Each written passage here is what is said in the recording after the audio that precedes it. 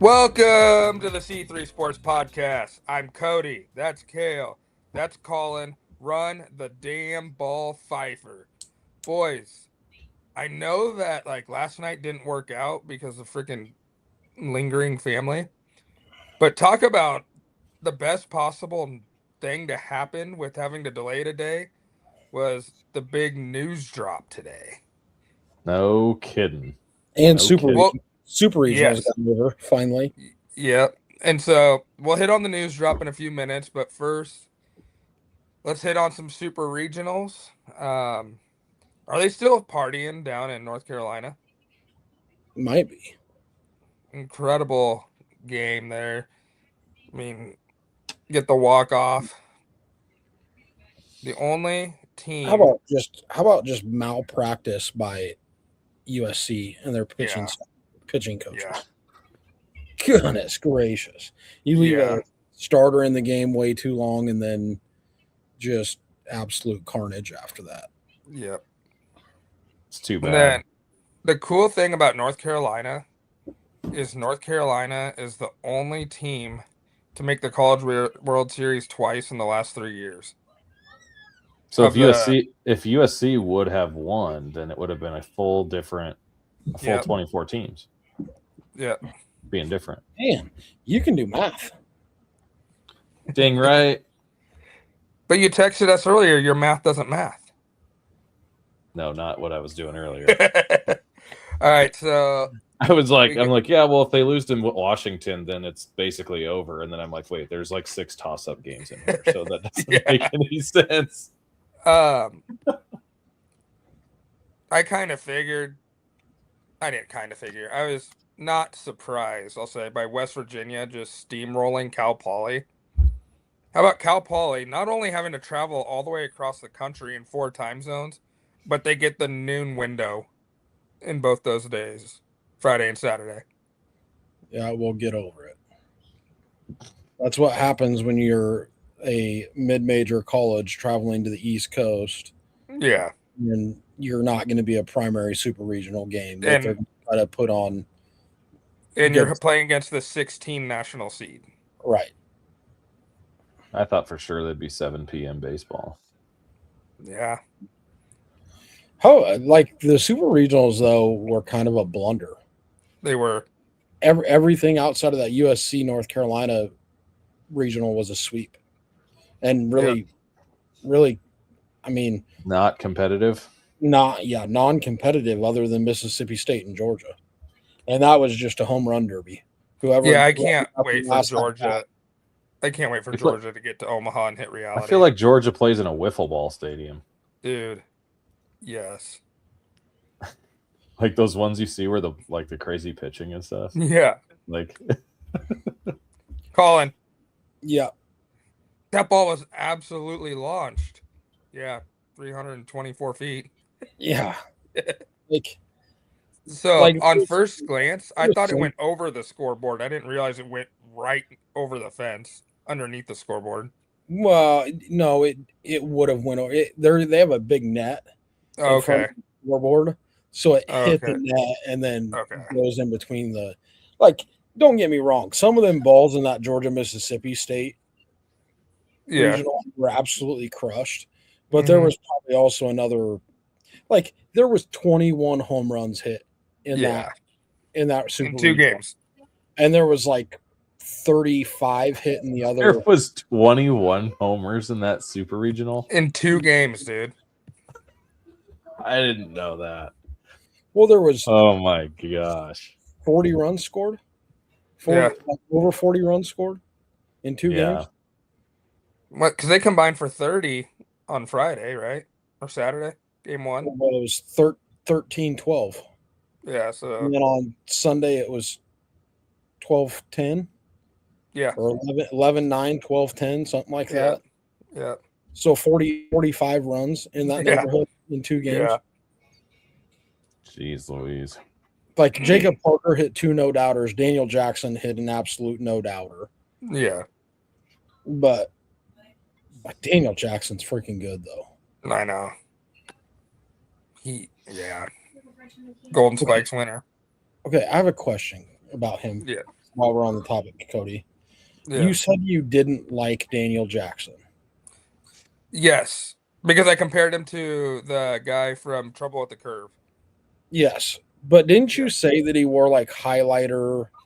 No, I was talking about he in the SEC tournament when I was watching him. He had like the top 3 buttons of his jersey undone. He had like 6 gold chains hanging around his neck. Yeah, whatever. It's baseball. Speaking of highlighters, did you see that's one of the things that the MLB was in? That was one of the, you know how they came out last week with their first proposal? The CBA, yeah, Yeah, one of them was no more neon. that's gay. Oh, neon like accessories, Yeah, or just neon in general? neon accessories. That's Like They- Ronald Acuna. They want to Right. stick to team color plus black and white. That's dumb. So Acuna, Ketel Marte would be in that. Yeah, Wouldn't yeah. he? Those are the only 2 that I know of that really do Naylor. Well, watch a Braves game because they all wear it. Yeah. Michael Harris, Ozzy, Drake Baldwin. Until Jazz went to the that. Their whole Yankees, team's Jazz got to be did. pissed. Yeah, Did the Los Angeles Dodgers lobby for that to happen so the Braves could lose some mojo? Because the Braves are freaking good, dude. Dude, they got some guys. Braves are good. They got some guys that are just playing out their arse. yeah. Like guys that you would not like coming into the season, guys you wouldn't even talk about. Yeah. Mauricio Dubon. Like they think Dom Smith might be the starting DH in the All-Star game over Shohei. Yeah. That's Dom's been freaking awesome. crazy. I haven't paid attention to any stats recently, but I just happened to look at. Baldwin just came back from the 10-day. No, he's not back yet. Okay. You guys are sitting at 45 and 21. That's pretty damn good. You know what the Braves record was last year when they won 45 games for the first time? July 14th. No. What their record was when they hit 45 wins. 45 and 53. 61. It was like 40. It was like 45 and 63 or something like that. Dang. Damn. All right, back to super regionals because I got us off track there. The other, like Troy, that atmosphere was incredible. I mean, any super regional atmosphere. Yeah. Like- Yeah. But getting like, do you guys ever expect Troy to host again? Probably not. Man, there's always They a were chance, 36 and 30, but yeah. hosting a super regional. Like they're not hosting again unless they get. Like I mean, it has to happen exactly like this for it to happen Yeah. again. I just like I wish there was a caveat to host a super regional. Like for that series, it wouldn't have worked because it's Troy versus Little Rock. Yeah. You should have to have so many. Your stadium should have to be so big to host super regionals. Yeah. It's like what was there at the Kansas Oklahoma game? Like 2,000 people. Yeah.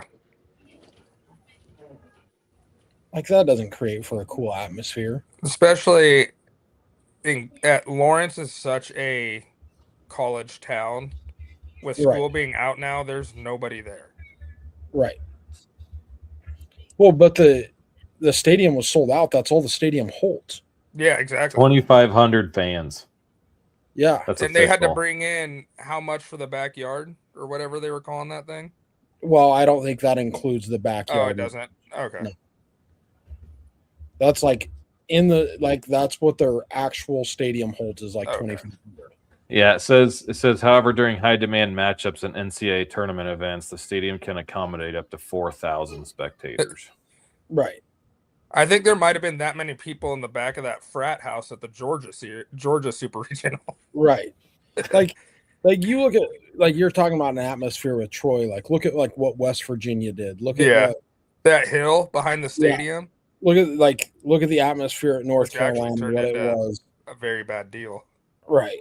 Like the atmosphere in Georgia. Georgia's the number 3 team in the country, but that atmosphere was still wild. I mean, Yeah. we're also watching a home run derby, so that Yeah. helps. I don't know if it was a frat house, but it looked like a frat house, and I wanted to be there. It That looked awesome. is. It is a frat. house. Okay. Yeah, that was awesome. Colin, what's the seating capacity at Kearney? At Memorial Field, Yeah. you probably get 2,000 people in there. At the baseball field? Yeah. So that's what Kansas is playing in? Oh my god. Wasn't Millard West, Lincoln East, when they played at Tal, wasn't that 4,000 or 4,500? Something like that. Yeah. Yeah, when they played at Tal Anderson.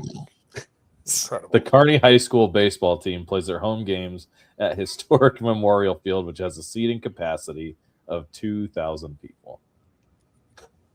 Is that where the Lopers play too? That's where they did. Don't have it.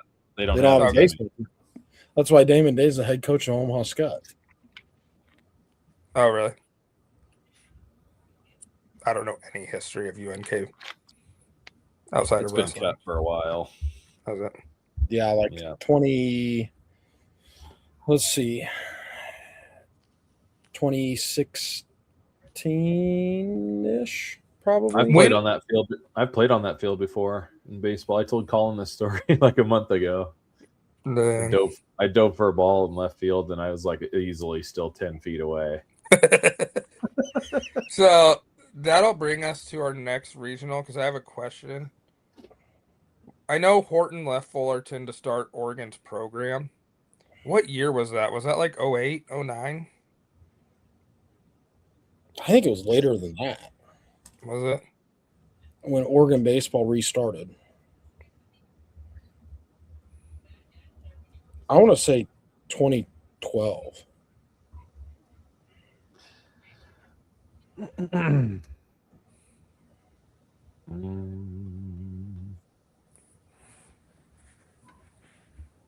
2009. 2009. After a 27-year hiatus. And they dropped wrestling to get cut the wrestling program to do it. Oh. And guess what? They still haven't gone to a College World Series because they get swept by Texas. Dude, they just played like absolute trash. Yeah. Had a chance, got down 4-0 last night and had a chance to win that game. Yeah. And then the bullpen blew it. I saw a thing. Now, obviously, there's a 27-year gap here, but the big deal on X about Oregon was they haven't been to a College World Series since 1954. And so they were basically mocking the football team and the college baseball team. Oh, really? Like repping the O on their chest because it stands for 0. Interesting. Good point. Not any heroes up in Eugene, I guess. Yeah. Alabama, they took care of business as we expected. Did you see the camo uniforms that Alabama wore yesterday? Yeah, they've worn them a couple times this year. So the hat camo that like Kale will pick up on this, and it'll annoy Kale too. The hat camo and the jersey camo were two different camos. Oh, I didn't even notice that. I didn't watch it, but dang. Yeah, well, I'm sure. So it was full camo with the Alabama and Cardinal across it? Yes. So, yeah. Let's see here. Let's do this. Let's bring this up for our viewers. Let's be fun. You know what I mean? All right. While you're pulling that up, you guys, how much money does Pat McAfee drop at Rocco's? There's the Bama stuff right there. That's what it was. And then the hat's a different shade. Yes, the hats are a different camo. I'm gonna send you this picture right now, Kale.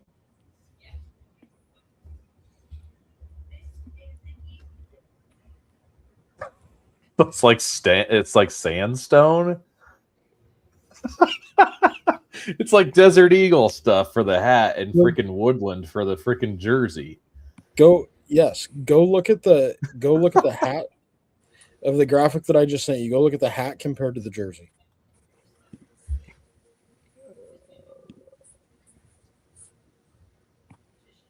Oh my gosh. It's like not two popping different up yet. it's like the same like camo colors, but the patterns are different. And it bothered the hell out of me yesterday watching that game. Oh, okay. The one I'm looking at shows makes it look like it's much more like desert color. Yeah. But if they're at least they're the same colors, it's a little bit more respectable.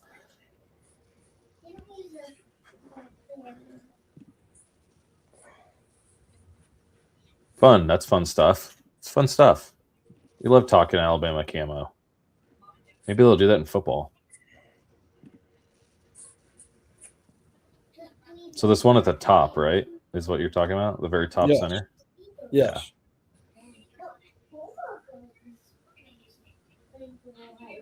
Sick. Yeah. Sick. Bunch of sickos there in Tuscaloosa. All right. So that I know some people that can design for them if they need to. Right. And we'll start with you should never wear a camo hat with a camo jersey. Ever. Never. West Virginia does that too. You could wear a camo hat. You can wear a camo jersey, but they can't be worn together. I feel like West Virginia should just be camo in general for what they are in their state. The Mountaineers? Yeah, they wear camo. Do you wear the camo on NCAA football in your dynasty? No, they don't have it for football. Well, they will next year. Better. In a month. July 5th. All right. So our College World Series teams are... Oh, we didn't talk about Ole Miss. Ole Miss. I like Ole Miss baseball. I might just be an Ole Miss fan. Someone let the Rebs get hot. Look out. What was... I think it was DeLong Champs that tweeted this. The last time Ole Miss made the College World Series, they were a 2 seed. Yeah, they were the last time Ole Miss made the College World Series. They were the last freaking team in the field. Yeah. So if they win it all, I'll feel a lot better about them coming out of Lincoln. That's where I'll feel better about Nebraska. That's where the whole "don't let the Rebs get hot" thing comes from. Yeah. Because they won like 2 games at the SEC tournament to get to the NCAA tournament, basically, essentially, and then just went on a run. And notably, fun fact, the Ole Miss ace Hunter Elliott was on that NCAA championship team 5 years ago. Yeah, I remember them talking about that at regionals. And he started one of the National Championship Series games. He actually has never lost a postseason start. Dang. Odds to win it. Odds to win the College World Series right here, presented to you by Bovada. Georgia, Texas, North Carolina sitting there pretty good. North Carolina kind of surprises me at 350. Yeah. I'm going to go with give me Ole Miss versus Texas. I don't know. Well, I've been sitting on this all day, guys. I've been wanting to text you guys this, but I haven't said anything about this because I want to save it for our predictions. Okay. What do we just do predictions now then? Yeah. All right. Who's going first? Ole Miss versus Texas. Screw it. Because I don't think Georgia's offense can keep it going. And let's be honest, the big game on the SEC half the bracket, because it's literally the SEC versus everyone else in Ole Miss. Yep. Yeah. But let's be honest, the big game in that is the very first game between Texas and Georgia on Saturday night. Yep. I like Ole Miss. Ole Miss versus Texas. Ole Miss winning it all. It's gonna be North Carolina versus Texas in the finals. That's what you're going with? Mm-hmm. And Texas is gonna win it. Gosh. That sucks. If they do. Here's the thing, and I watched these super regional games intently this weekend, just to kind of get a feel for This what week? West Virginia is just not good enough. Yeah. Troy's happy to be there. And one of them's going to get a win. Yeah, and one of them's going to get a win. North Carolina can hit it, and they can pitch it. Their pitching staff, the big knock on North Carolina is their pitching staff isn't very deep. Well, if you stay on the right side of the bracket, you get a bunch of days off, and your pitching staff don't have to be that deep. Yeah. Ole Miss can't hit. Alabama or Oklahoma is hot, so who knows what they're going to do. Yeah. Like, Oklahoma's a dangerous team. Alabama, not consistent enough, I don't think, to make it. Texas is like North Carolina, where if they continue to win, the length of the tournament favors them because Sam Kozart can close out every single game of the College World Series. Yeah. Like, if you get to the 8th inning with a lead for Texas, like, good luck. Yeah. And Georgia doesn't pitch well enough. And I don't think they're going to hit at TD Ameritrade. Right. Like, a lot of those fly balls. Yeah, those balls that they were hitting out in super regionals are not going out in TD Ameritrade. Because on top of the deeper fences, that park plays big. And this time of year, it's always extremely humid. So the ball does not fly. Correct. So that's why I think Texas and North Carolina are the two most complete teams at the College World Series. Yeah. Ole Miss pitching's just been so freaking good. Yeah, but not really either. You know, like, Hunter Elliott hasn't been that good. The other two have. Well, which other? The one that pitched against Nebraska. Raby. Yeah. And then the Townsend. Yeah, but Townsend didn't even throw in supers. Yeah. So he's fresh to go for CWS. I would think he'll start against North Carolina. Yeah. Here, you want to know something crazy? Because Townsend's also coming back from injury. What's up? What's crazy? So I read this last year, and I'm glad that you brought up the humidity, because I used to kind of track this stuff when we were doing our picks for baseball every day back in the day.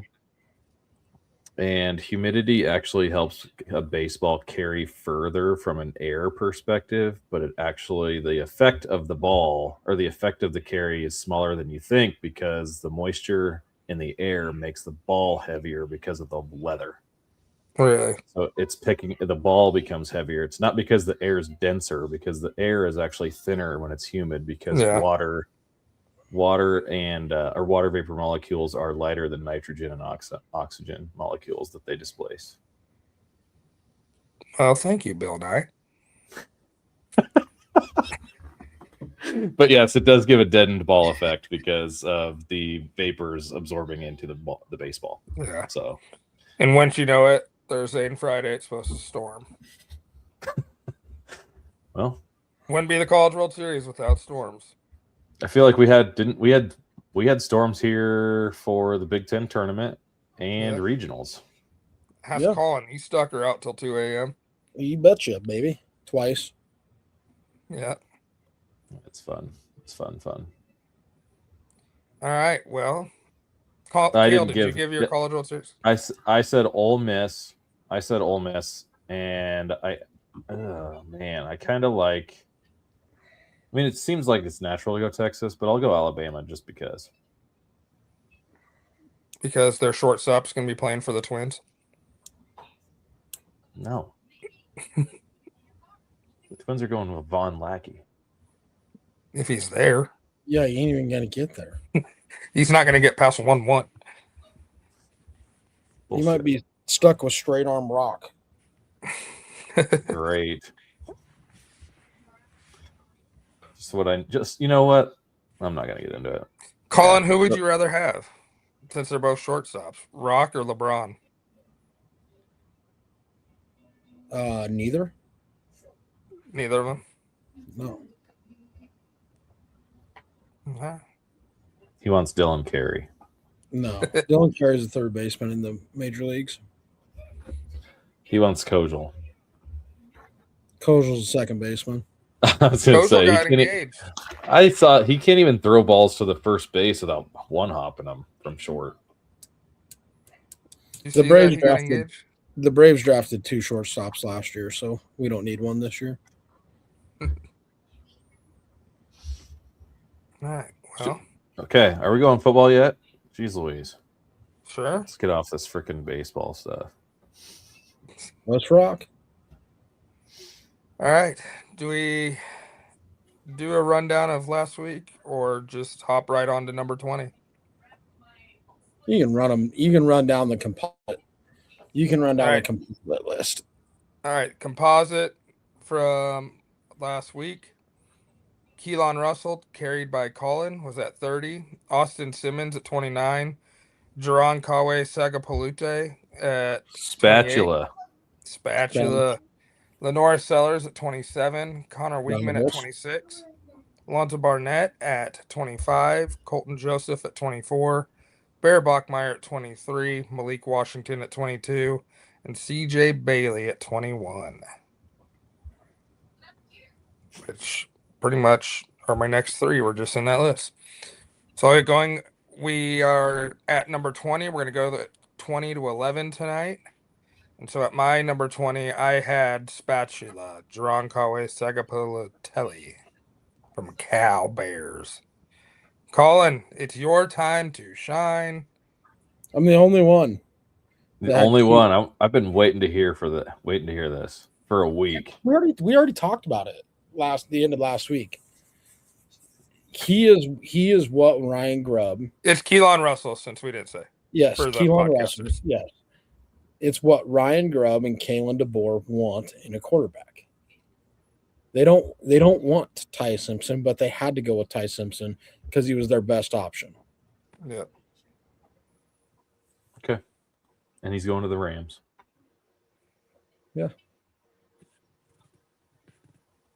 Is that it? Yeah, I mean, We did talk about it last week. Yeah. I literally put him at 20 because I think he is what they want, and that is going to produce great numbers.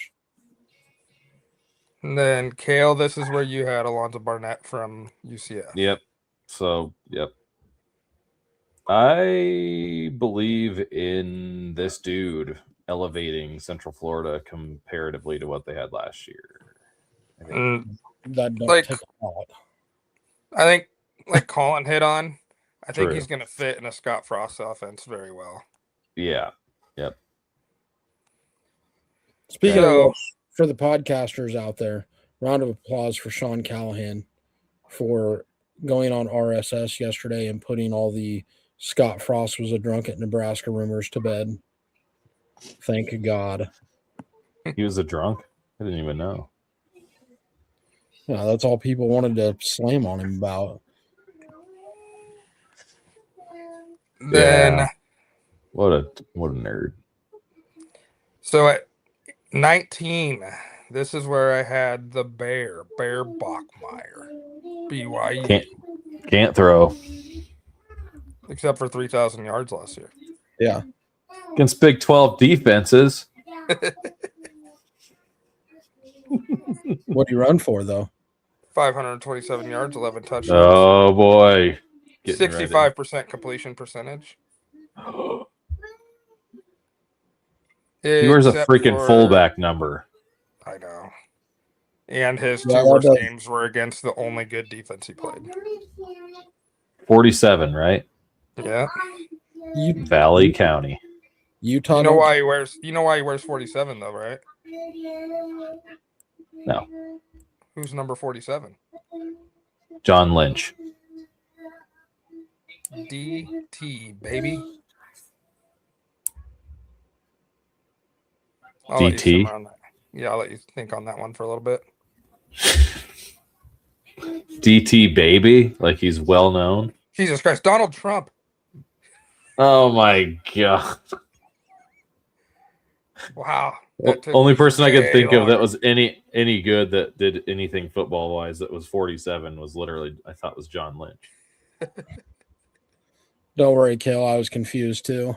Yeah, I could see it in your face. I was just going to be like, just sit here and wait, see how much awkward silence we could absorb. Yeah. All right. Colin went with Noah Fafita, which I'm excited to talk about him. And Kale went with Rocco Becht. Now it's Rocco Penn State. Becht.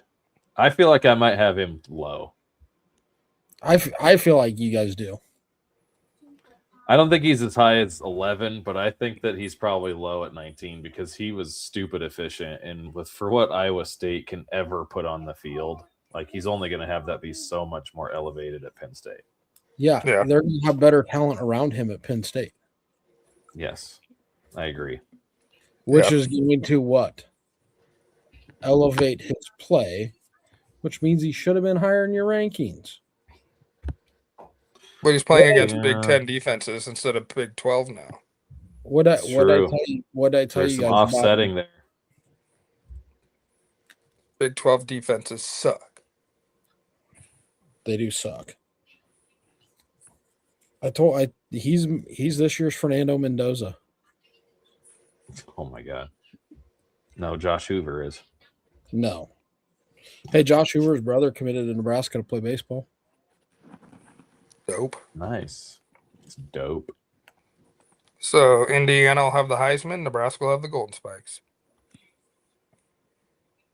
Is that how that Indiana's works? going back to back. Undefeated. No, they're not. Do we want to save Fafita for later since Kale and I have Fafita in the same spot? Yeah, we'll talk Sure. about it later. All right. So at 18, let the controversy begin. 18, I went with Lenora Sellers. I think that's more of a hope than what he actually is. I'll let you guys say who you guys took. I know why Kale put his there. I have Kevin Jennings. Or no, I have Arch Manning. Arch Manning. Not a great college quarterback. Going to be a great NFL quarterback, though. Kale? For John Mateer, Yeah.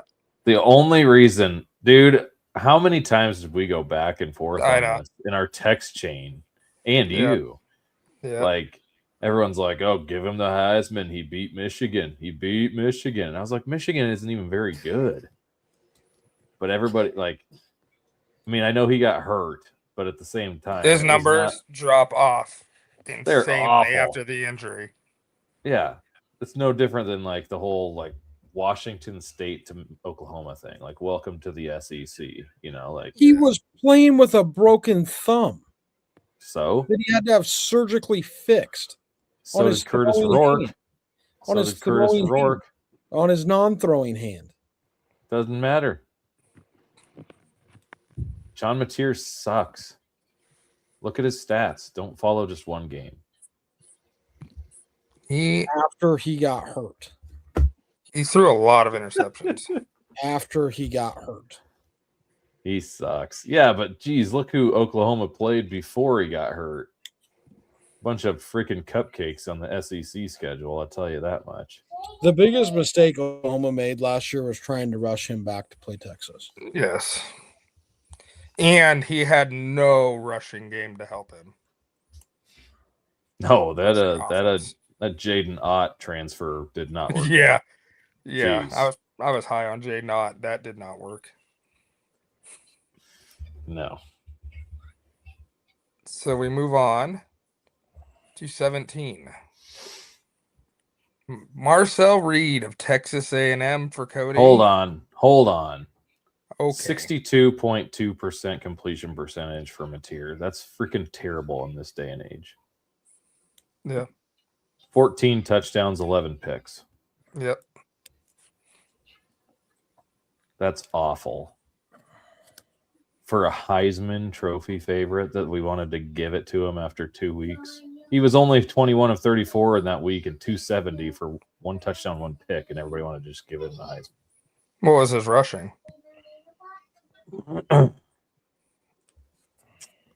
Where's his rushing? He had 19 carries for 74 yards. It's less than 4 yards carry. 2 touchdowns. He ain't no freaking Eric Crouch. Well, that's because Eric Crouch couldn't throw. Nobody sure could take an option. Just licking hard. Yeah. Just getting smacked and put it right on the numbers. Ask Iowa about trying to tackle him. Do you remember? I know we should probably not segue, but why not? So Eric Crouch is playing in the 99 Big 12 title game against Tejas. And there it's like option right. And he got absolutely floored as he pitched, like right as he pitched to Correll Buckhalter or somebody like that. And like it ended up being like a freaking decent gain, I believe, but just freaking feet off the ground, planted on his head. When you could actually hit people? Yes. And just gets right back up and does it again. Like can you imagine the people that just stay down and probably don't come back in the game anymore? Like unbelievable. True toughness. It was him that almost got his head ripped off against Kansas State too, wasn't it? Yes, as a freshman. Yeah. Was that his freshman year? No, it was the next year after that. What year was that, Colin? I think it was his freshman year. Yeah, it was his freshman year when K-State tried to rip his head off. Yeah. Yeah. Oh, good times. All right. Now. Yep, good 17. times. I had Marcel Reed. Colin had Kevin Jennings. And this is where Kale had Colton Joseph. Yep. Who's the new names on here? Kevin Jennings and Marcel Reed?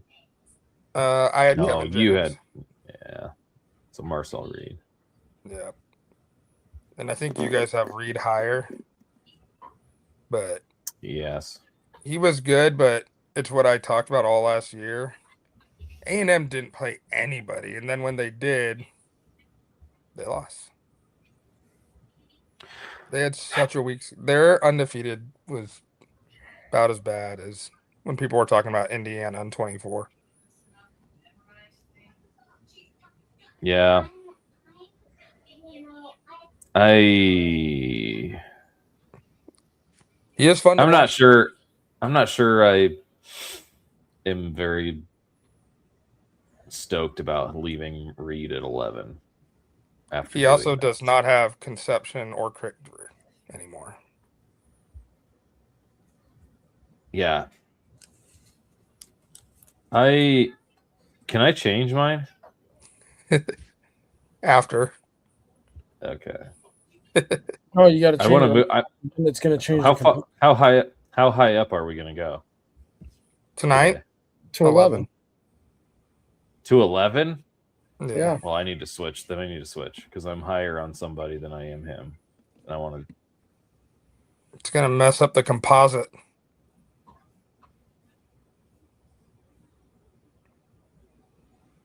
We didn't hit on something that I said we were going to hit on. I'll just say it when we get there. Okay. Okay. Where are we at? Colin. What about me? Kevin Jennings. We talked about Jennings and Joseph. Yeah. Jennings system quarterback. Rhett Lashley going to put up good numbers. He's going to produce. Kale. You want to give us the Wisconsin stat you gave us before the show, since this is where you have Colton Joseph? No, that was Colin that gave that stat. Hey, Marcel Reed most certainly has Mario Craver still. Does he? Okay. He also has Jerome Miles and Trey Bussey and Chase Burton.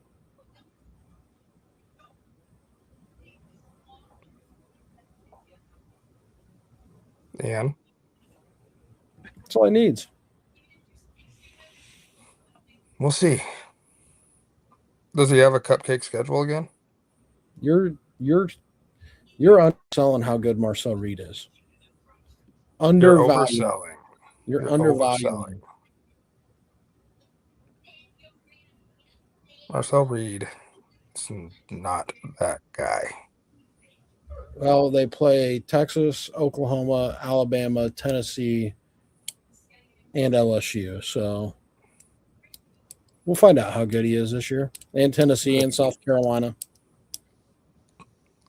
Well, first half against South Carolina was his worst football he's ever played. Second half, he won the Heisman.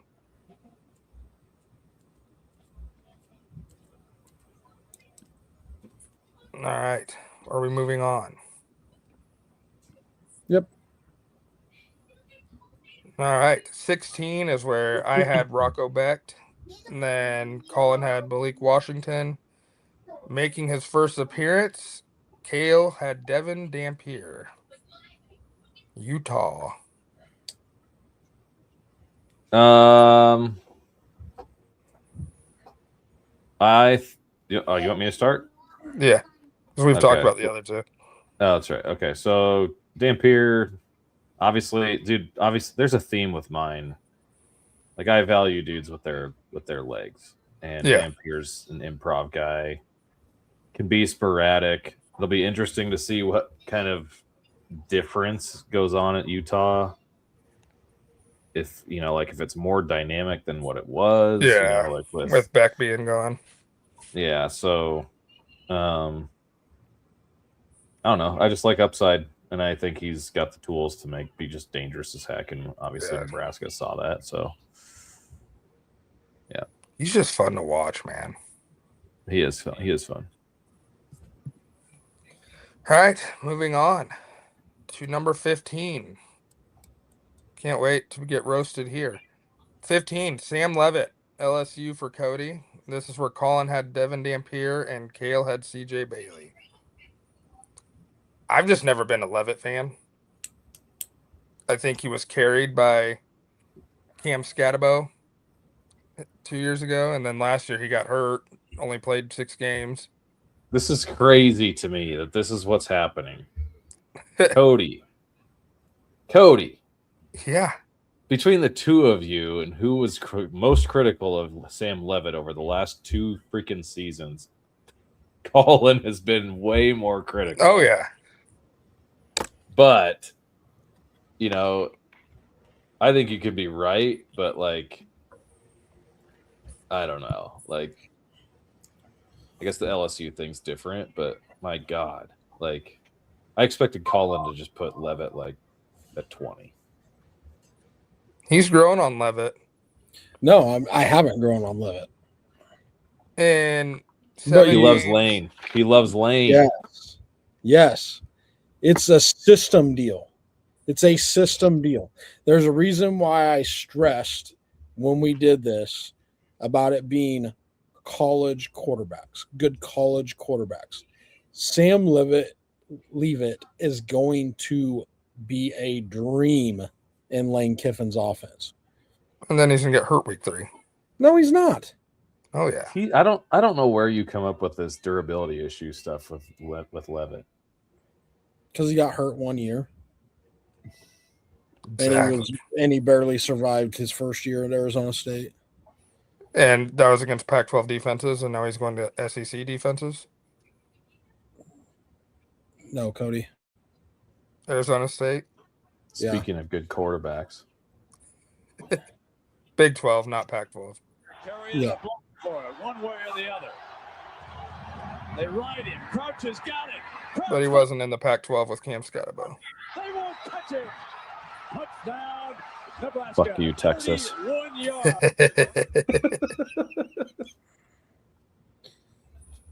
No, I think Cody would leave it here. And actually, Kale, we can talk about you too because you have him next on the list. I think you guys both undervalue the lane value here.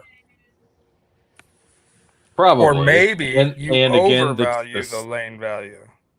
But the No. talent that's going to be at LSU too. This is no different story. This is not a different story. This is just like Rocco back to Penn State. Right. But also system comes into play with dynamic offense because Lane's a fucking psychopath. We haven't really hit on this, and he's in none of our quarterback rankings because he's not going to play this year. I was just going to save it to the end because we hadn't talked about it, and I didn't want to go into 20 minutes. Well, this is just a little tidbit. All right. Just a little tidbit. Kale's number one favorite college football player in the history of all time, apparently, Brendan Sorsby. Lane Kiffin chose. I thought Marcus Mariota was going to get airtime. I was like, oh boy, that's nice. Lane Kiffin chose Leave It over Sorsby, who Kale thinks walks on water. But sucks when he plays good defenses. Like literally, Lane Kiffin, like Sam Leavitt was Lane Kiffin handpicked quarterback out of the portal. And they both played against the same defenses last year. Well, not as much Levitt because he was hurt.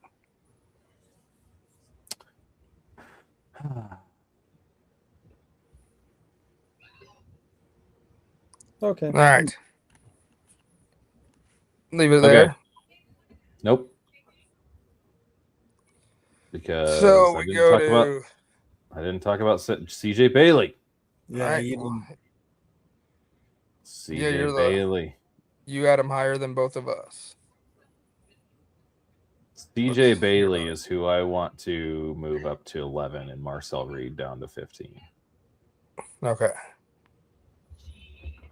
Hit us with CJ Bailey. Just watch. So, well, he's just a freaking playmaker, dude. Now it's going to come down to lame duck Dave Doran. Okay. But I think NC State, that's the team I was telling you earlier today that I kind of sticky on. Even without Smothers and freaking, I don't know. There's just something. I mean, in the ACC, you can be 10-2 and look like you're really good and not be that good, and not go to the conference championship. Right. Except we're 6 points away from winning a national title too. So. And they beat Virginia last year. That's right. In a non-conference game. NC might have State was dangerous, dude. They're dangerous. I got Virginia won that game, didn't they? I don't remember. ACC. CJ Bailey here. 68.8% completion percentage for 3,105 yards, 25 touchdowns, 9 picks. He also rushed for 215 yards and 6 touchdowns. Oh, okay. I did not see that. Yes, there it is. He also had a reception for -4 yards. Nice. And he had a tackle. Good for CJ. He is Travis Hunter. He is. Starting quarterback and plays for him. Yeah. So, moving on to 14. Okay, hold on. All right. If their defense wasn't so freaking bad, I mean, they beat Georgia Tech. They beat Georgia Tech. They beat Florida State. Florida State beat Alabama. Did we talk about that yet? Have we talked about that yet? About last year? I'm not sure if we've talked about that. Did you guys All right, know that talk Florida about it real State beat quick. Alabama? Hey, talk about it real quick. I have to run upstairs real quick. The games that were like NC State was a disappointment was legitimately the 2-point loss to freaking Vautech. That one hurt. And then they lost to the conference champion Duke 45-33. But they can score. They just couldn't play defense. So if they find any semblance of a defense, NC State's going to be good.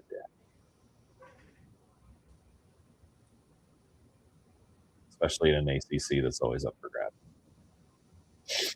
But here's something that I will rebuttal why maybe CJ Bailey is too high on your list. Because he's a pole bean at 6'6", 190? Nope. Because one of their most explosive players, running back, on that offense last year is no longer at NC State. Yeah, Smothers, right? Hollywood Smothers. He's at Texas. Yes. So let's see. I mean, so while Cody's taking a dump or whatever he's doing, who knows what he's doing.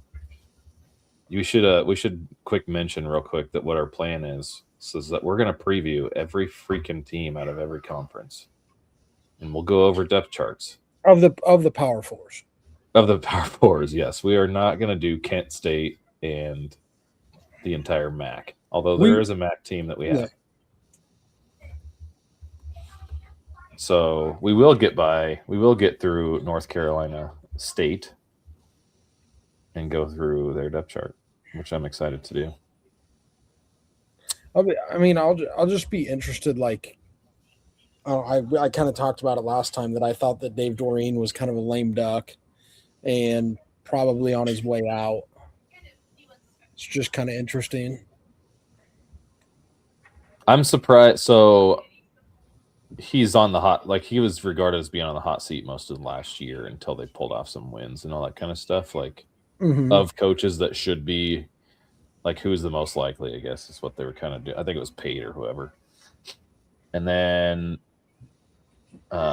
this year I was like, this is 14th season at NC State, and he's 20 games over 500, which is not great. But it's NC State football. Like, what's the expectation?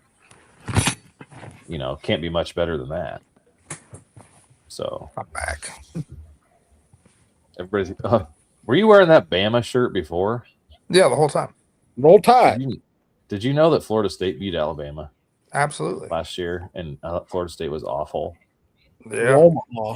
Roll Maha, baby. Did you know that Alabama went to the playoff? Shouldn't have. It's bullshit.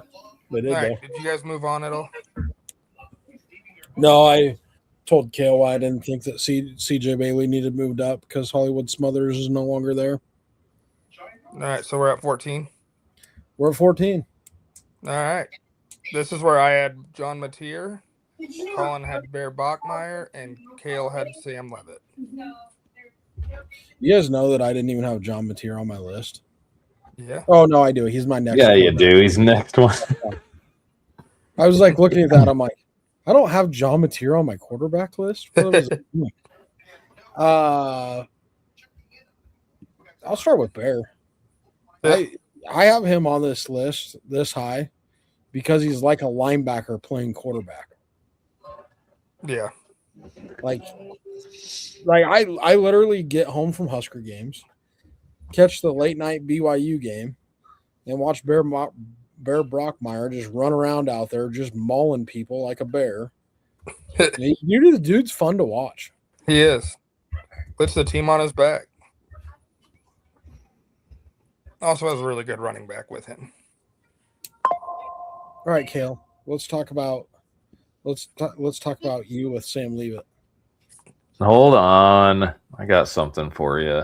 Fine. Cody, go with Mateer. Why do you have Mateer here?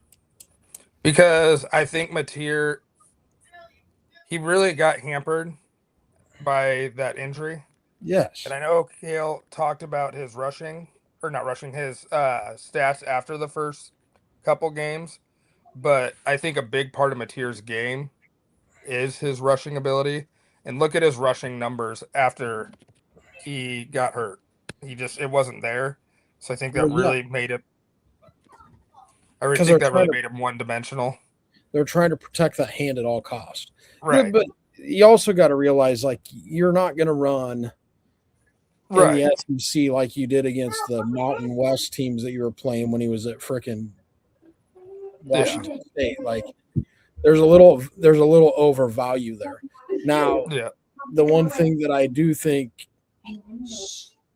Mateer has going for him, and this is why I have him on my list higher yet, is Ben Arbuckle. Yeah. Year 3 with him. Yeah. Arbuckle's going to figure some things out. You know, this is Arbuckle's second year in the SEC. He's going to get some things figured out. I don't hate that, but I just don't think it's freaking Oklahoma, and Brent Venables figures out a way to mess things up. Yeah. He might be on the hot seat if Oklahoma doesn't get it figured out this year.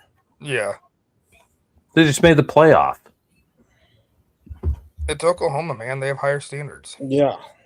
Well, geez, that's my thing about the SEC and why I love the SEC being so powerful from brands perspective, because their brands, we've talked about this 100 times. Like 10 wins, 11 wins in a season is no longer the same thing as what it was before. Yeah. When you got to feast on freaking the Vanderbilts too, when those guys are good.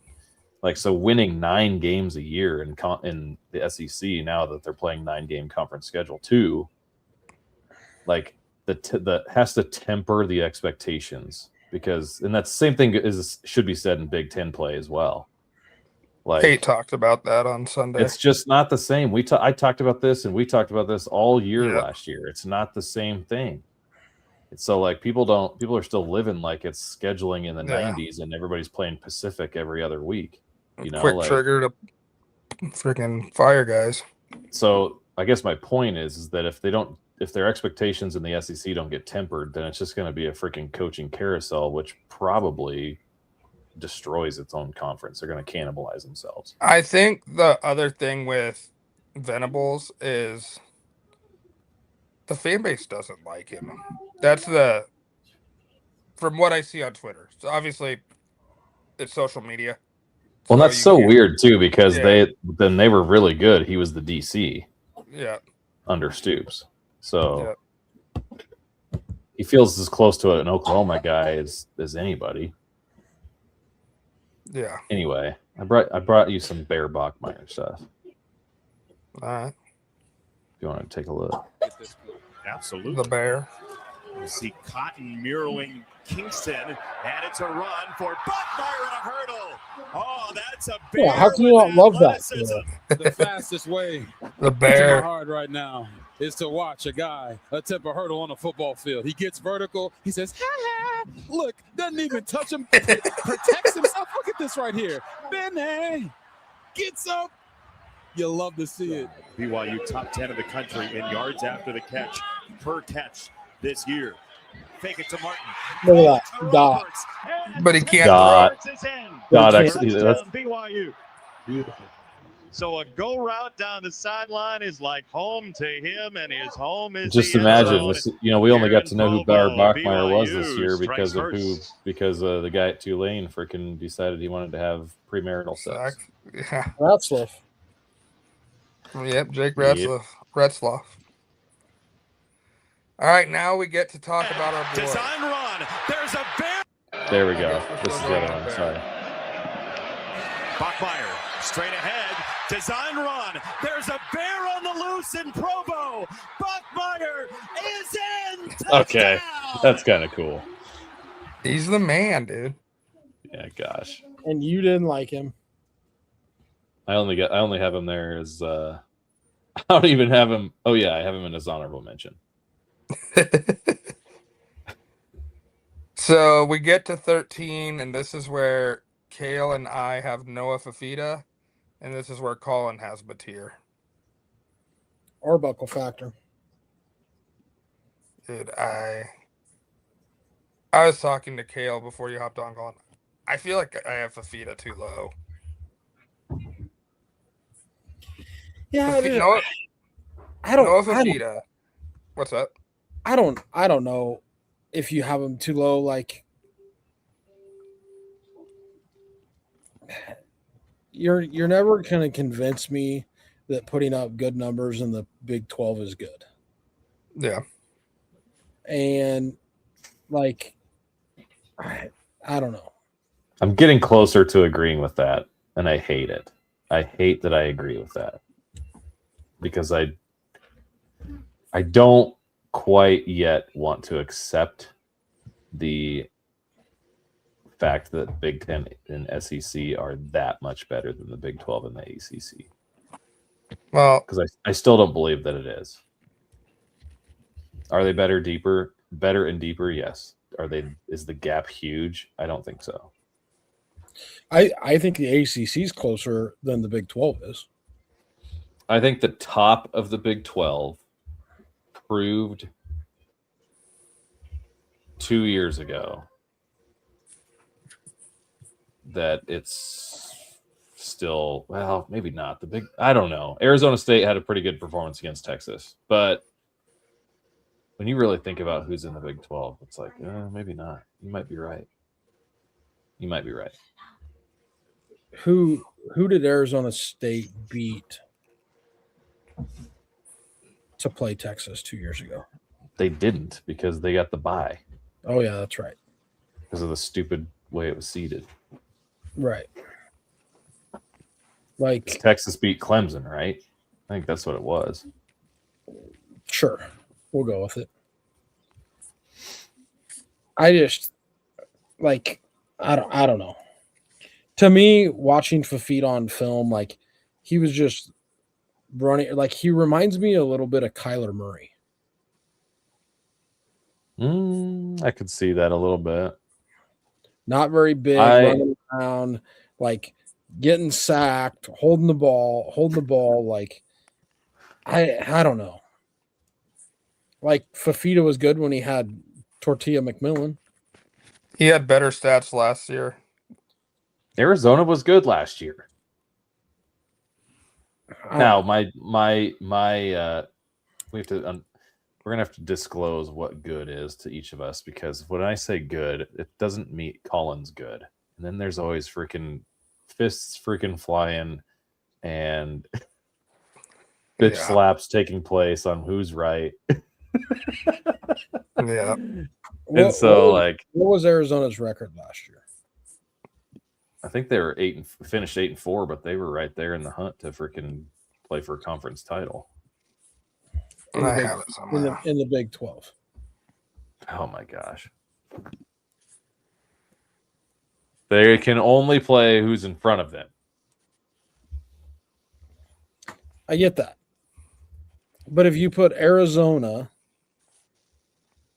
you like, and this is how I evaluate this is like, okay, if I took Marcel Reed out of the SEC and put him in the Big 12, that dude probably wins the Heisman Trophy. If you take Noah Fafita out of the Big 12 and put him on the SEC, what's he doing? Like Sam Levitt? Oh. Yeah, but okay, you put Fafita with Lane Kiffin. Now we're talking. That's better than Sam Levitt. Yeah. Might be. Arizona was 9-4 last year, so 9-3 in the regular season. They lost their bowl game. Yeah, SMU. Who did they lose to? SMU. Not in the damn bowl game. I don't give a shit about bowl games. You said who did they lose to right after you said they lost. I wasn't even listening to you talking over there. I'm having a conversation with Kale about whether we think Arizona meets the qualifications of being good. Okay. I'm looking it up. Hold on. I have it right in front of me, but he's not talking to me, so I'll let you go ahead. Well, you're talking about SMU, and I don't even give a shit about SMU. Tell me who Arizona's losses were to. Arizona lost to Iowa Can State. Can I hear Arizona's losses, please? At Iowa State, BYU in double overtime. I remember watching that one. Yeah, that game was wild. And then at Houston. They lost by 3 to Houston, lost by 6 to BYU, and the only time they were actually blown out was at Iowa State. That was probably at 11 a.m. It was a 7:00 game. Okay. Can I hear Arizona's wins? K-State, Terrible. Hawaii, Weber State, Oklahoma State, at Awful. Colorado, Kansas. They beat Cincinnati, Baylor, and Arizona State. And then they lost to SMU by 5. Arizona was good. They were good. So they beat 8 really shitty teams. Well, do you give Nebraska credit for Cincinnati? No, I'm saying Cincinnati is mediocre. That one was at Cincinnati too, not at Arrowhead. Yeah, so that's like a 2. That's like a quality 2 win. The rest of them are quality 4 wins. Okay. Now, I'll give you Kansas too, because Kansas could be okay at times. Kansas was good. That might be the best 5-7 team we've ever seen. Right after I love Nebraska. watching Kansas.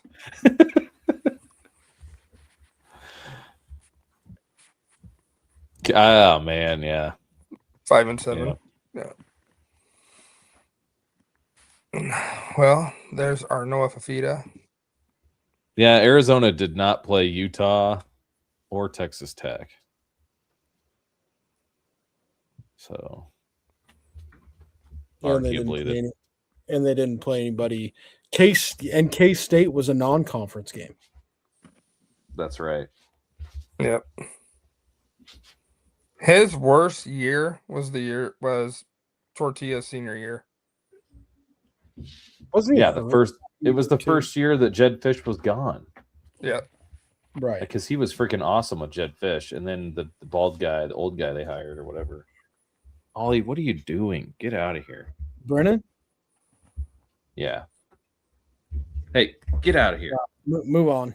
We're an hour and 8 minutes into this deal. Yeah, we got 2 more to go, and then we got to hit on somebody else.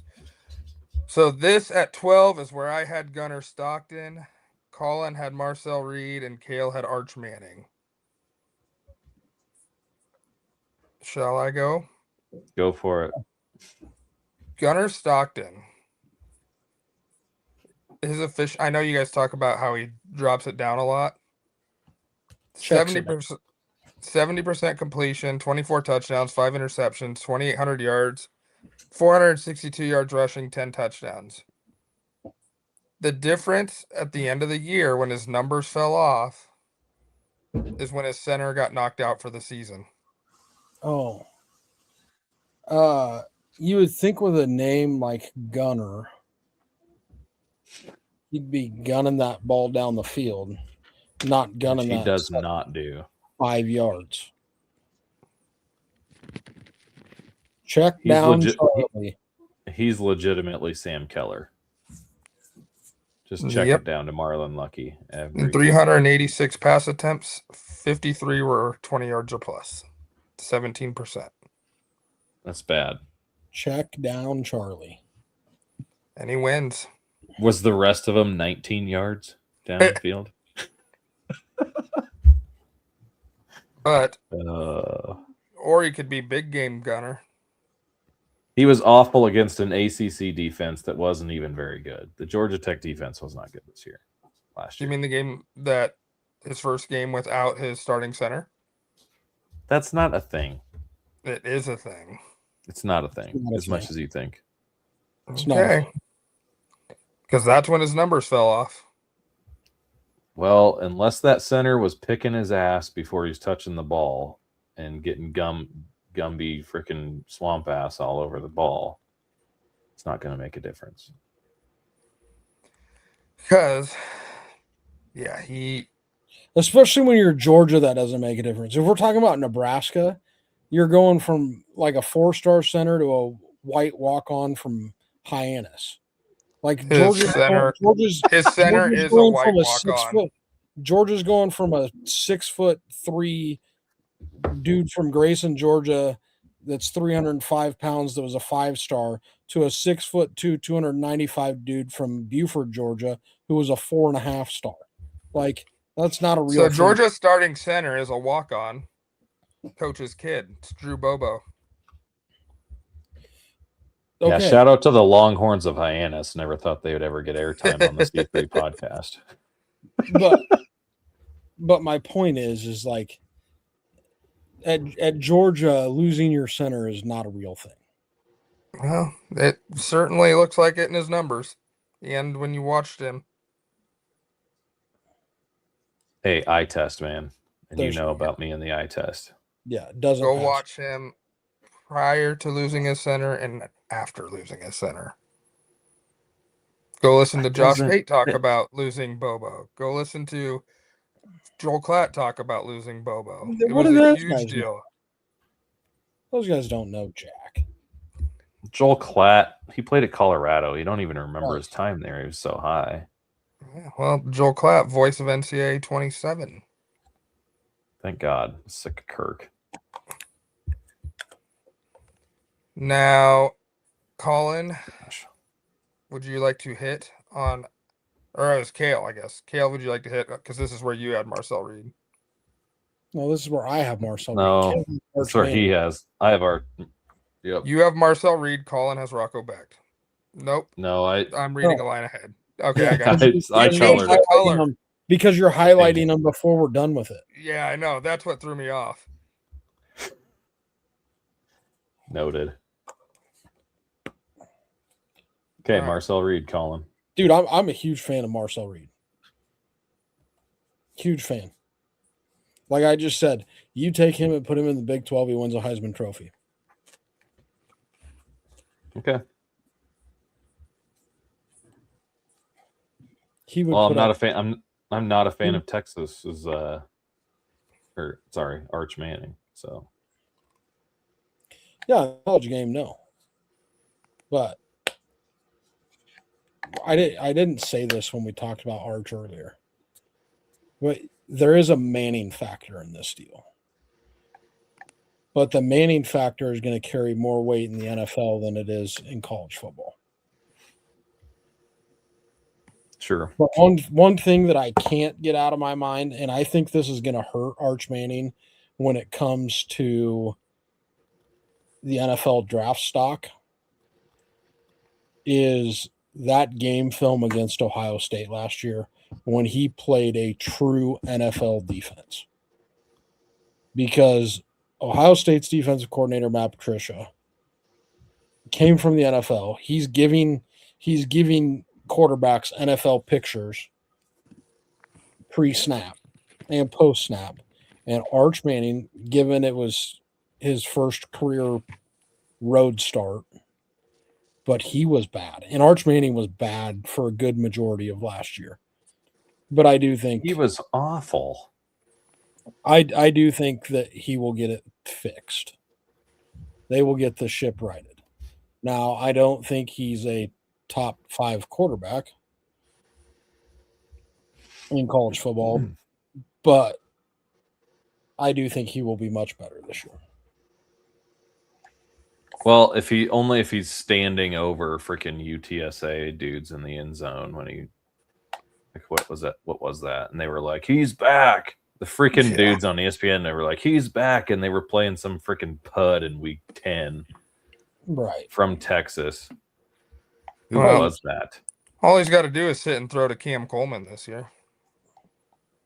Oh no, it was actually And week Niblett. 4. They were playing freaking Sam Houston State, and he ran over some dude in the end zone, some tiny little corner that plays at Sam Houston, stood Yeah. over him, and they were like, "Oh, his swagger's back. He's back." And then the next week, he was 16 of 29 with 2 touchdowns, 2 picks.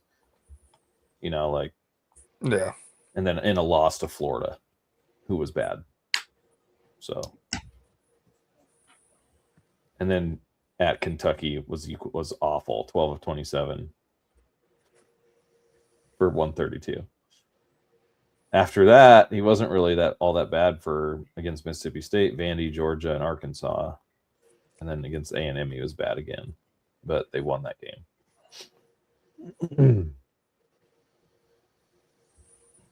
Yeah, he might be all right.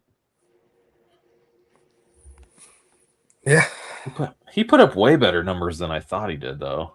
It's just his completion percentage was freaking terrible for what it should have been. Well, that's what happens when you play SEC defenses. They're not very good.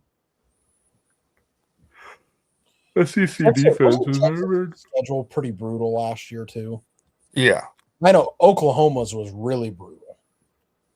At Ohio State, at Florida, Oklahoma on the neutral field, obviously, at Kentucky, at Mississippi State, Vandy at home, at Georgia, Arkansas at home, Texas A&M at home. It wasn't as bad as I thought. And then they ripped Michigan, which Michigan is not very good. So, well, the Michigan was playing without a coach. Hey, read his rushing stats against Michigan. 9 of 9 for 155. 2 touchdowns. Michigan didn't want to be there. No.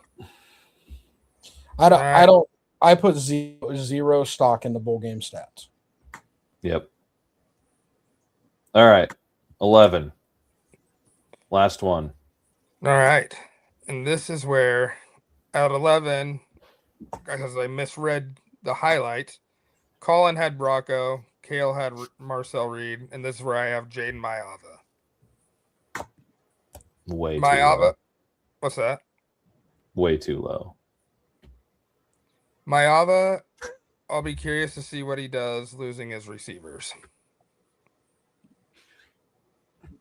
Because he did have a decent year last year. 3,700 yards, 24 touchdowns, 10 interceptions, 65 completion percentage. Except for against Nebraska, where he also had his career high in rushing. Who didn't? Who didn't? Yeah, but let's not get carried away here. He had 62 yards on the ground.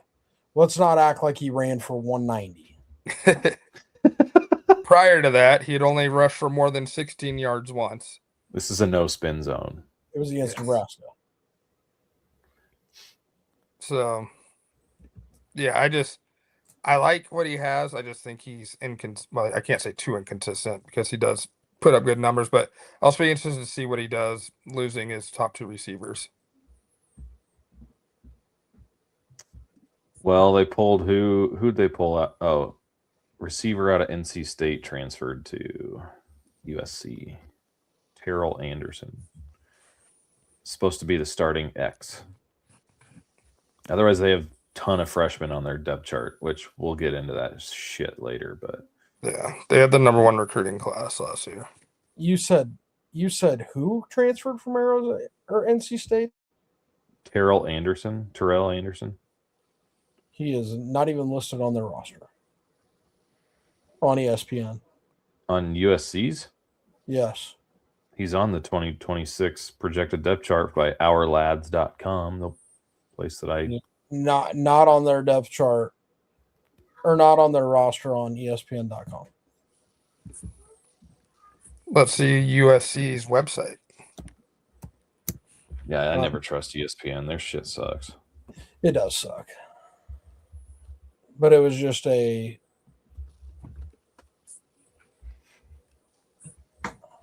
Receivers. Terrell Anderson, number 9, 6'2", 200-pound transfer from NC State. Major African-American studies. Also Detroit, Michigan. Grimsley High School. Also known as majoring in football. Yeah. So he is on USC's roster. They also based got Zacharias Williams that transferred in from Utah. Yeah. That's not from Utah. That was 2 years ago. Jay Yes, he tra- Sarah. And they got a dude named Tanuk Hines. It's pretty cool.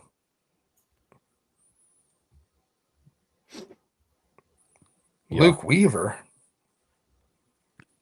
Not the pitcher. All right. Do you guys want to hit on your quarterbacks?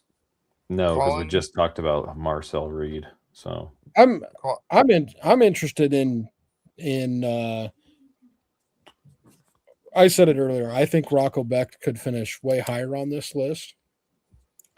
But I'm also a little bit of a devil's advocate because of the fact that they're You? No. I think Penn State's either going to be really, really good this year or not good at all. Like I don't think there's going to be an in between. Don't they have the easiest schedule in the Big Ten?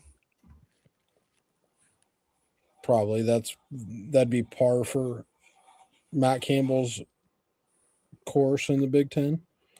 Yeah, they got par for the Marshall, course, Temple, and he has Buffalo. only been in the Big Ten this year. He hasn't ever been in the Big Ten. Yeah, but they notoriously got easy schedules in the Big 12. They do. Okay, well, Penn State's schedule: Marshall at Temple, the Buffalo Bulls, Wisconsin at home, at Northwestern, USC at home, at Michigan, Purdue at home, at Washington, Minnesota at home, Rutgers at home, at Maryland. Holy shit, that's easy. They're going to be good. Yeah. They're going to be good. Unless the 2027 college football national champion Northwestern Wildcats beat them again. National champion's a bit of a stretch. Well, that's what I thought I heard today. Isn't that what That's you heard? kind of what I was listening to as well here. Yeah. On the C3 Sports Podcast text chain. No, I didn't know I anointed them champions. Well, I was pretty sure that Northwestern was winning the national title. David Braun was winning Coach of the Year. Chip Kelly, who's been fucking awful since leaving Oregon everywhere he's been, was Ohio State was terrible. Offensive coordinator. Well, Jesus, who couldn't coordinate Ohio State? I could go coordinate Ohio State's offense and win a Big Ten championship. I'm not sure. Title. I'm not sure Sean Watson would have. God, like you can't be like, well, he won a national title with Ohio State. Well, Jesus, who couldn't have? They fucking have transfer quarterback. They have 4 first-round fucking wide receivers every year. I would fucking hope so. Well, they didn't do it this year, Someone had so to call the clearly plays. they didn't win it this year without Chip Kelly. So Yeah. No, Or the year before without him. Their offensive coordinator just got a head job. Yeah. And then old Jerry Neuheisel. FIU? Yeah. No, is Heartline's FAU? No. Jesus, South Florida.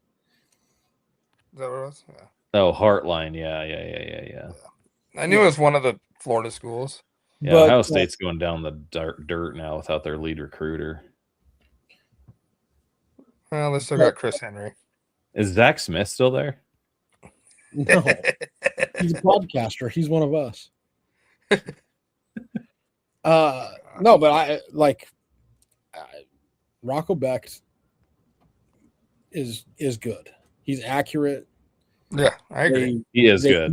They use the shit out of their tight ends. He's going to have better talent around him at Penn State. Other than the fact that the whole Ohio State roster just picked up everything that had names and moved it to Happy Valley. It's literally Iowa State East. Yeah. And his lead receiver, Amarion Jackson. Kind of like Kearney North. Amarion Jackson is not a wide receiver, Cody. No, it could be. Amarion Jackson's going to play on their defense. Okay. But like literally, it's their whole roster, their coaching staff, everything.